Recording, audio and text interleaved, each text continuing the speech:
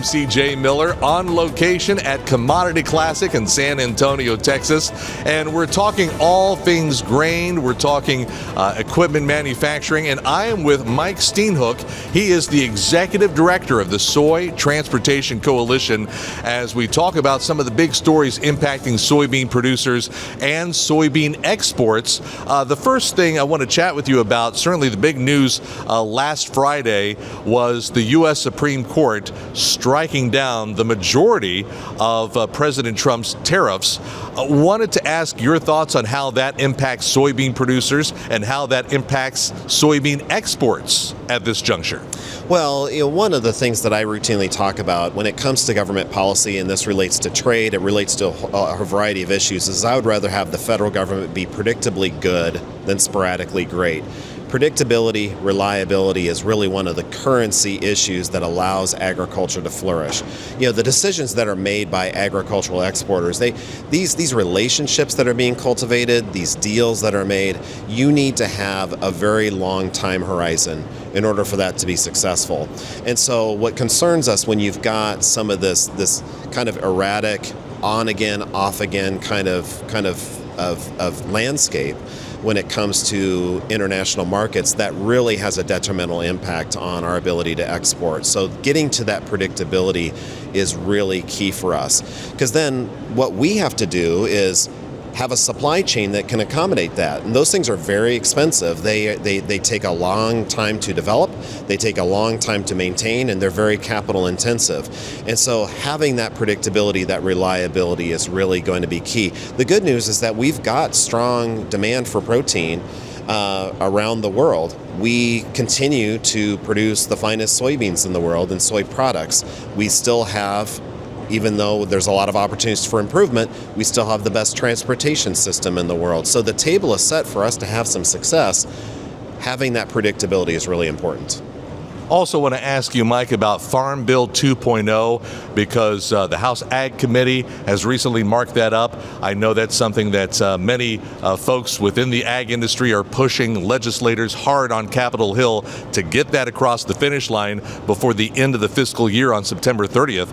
What do you see in the Farm Bill that certainly could help soybean producers and help the soy export market? Yeah, I mean, farmers, unfortunately, there's no whitewashing it. There's a lot of stress in farm country right now. The cost of inputs, uncertainty with markets.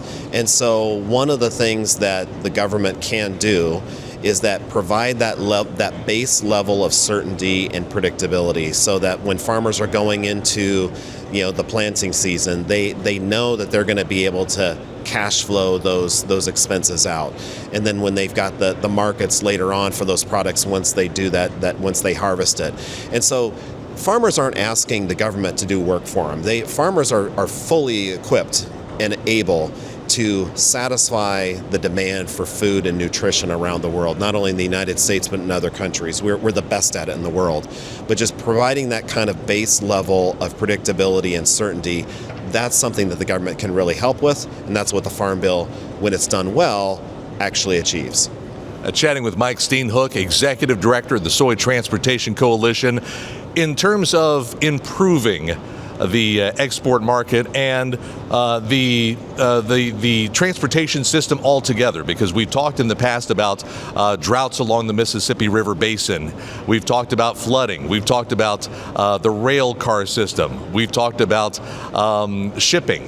What more can be done to ease exports of soybeans to those markets outside the U.S.? Well, I think one of the arguments that needs to be made is if you have an aspiration to improve the competitiveness of U.S. agricultural exports, one of the most effective ways of doing it is improving the infrastructure that accommodates it. Because when you invest in our roads, our bridges, our inland waterway system, our freight rail system, our ports, 100% of the beneficiaries of that are U.S. agriculture.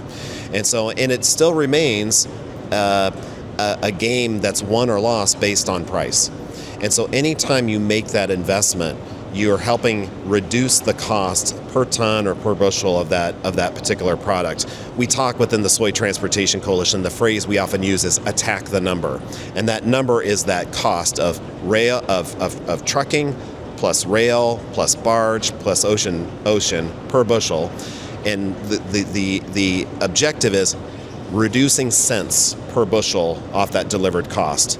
When you do that, you increase the competitiveness of U.S. agricultural exports. So we do need to do a better job of investing in our roads and bridges. Congress is supposed to do a new highway bill during the course of this year. We need to invest more in the inland waterway system. Congress is supposed to do what's called a Water Resources Development Act. They're supposed to do that every 2 years. This is the year they're supposed to do that. Investing in that inland waterway system, this very efficient maritime highway, and also as well as our ports. And we've had some successful projects that we've participated in over the last number of years where we've invested some money in some port projects, the government has invested in some as well, and now all of a sudden we've got greater capacity at a number of these port regions around the country. That all leads to increasing our competitiveness. We need to continue to do things like that.